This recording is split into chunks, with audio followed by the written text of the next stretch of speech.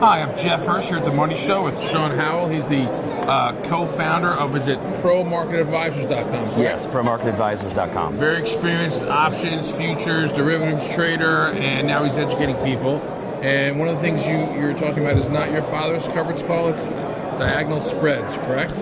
Yeah, so at the Money Show here, a lot of the folks are familiar with the covered call strategy as a way to produce some income, especially during stagnant markets. Mm-hmm. So one of the issues of covered calls is that you assume so much equity risk by buying the underlying security. Mm-hmm. So at these sort of high levels of the market right now, wanted to come in and talk to people a little about how you can use an option instead of the underlying equity position, and then write an option against that. So it's a covered call on an option is what it is. An option on an option. An option on an option, exactly. Less equity risk.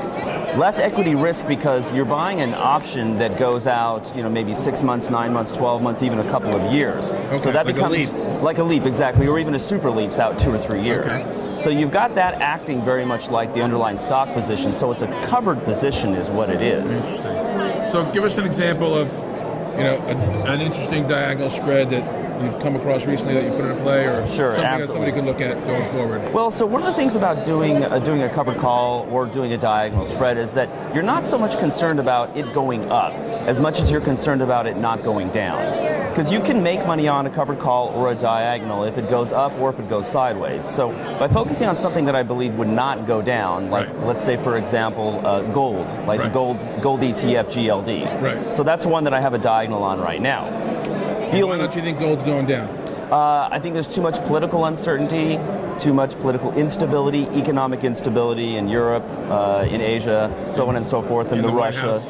You said it, I didn't, but yes, exactly. So therefore, I don't feel that gold has a lot of downside as this uncertainty is probably not going away. A directional call of some sort in order to put this diagonal spread in place. So with GLD, what's an example of how you put that in place? So one of the things that you'd want to do is you want that underlying long-term option position to look and act very much like a stock. Mm-hmm. So you're not going to buy one that is at the money. You're going to buy one that is in the money, so it has a higher delta. In other words, the underlying option will move more with the stock than an at the money or an out the money. So I'm typically looking to buy one that has about a 0.7 or higher delta on it. So it's in the money, quite heavy. So you do have some equity risk exposure Less with than that. just buying the GLD flat out.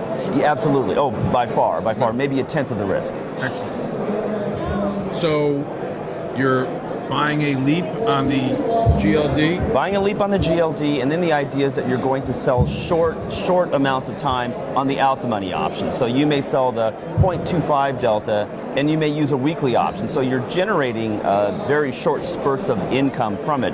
But that week that you essentially use with your long-term option, the theta decay or the time decay on that is going to be smaller than what you were bringing in. So in a way, it's almost like time arbitrage. The time you burned is less than the time you gained. Great concept, great idea. Thanks very much. Great, thank you. Thank you guys for joining us.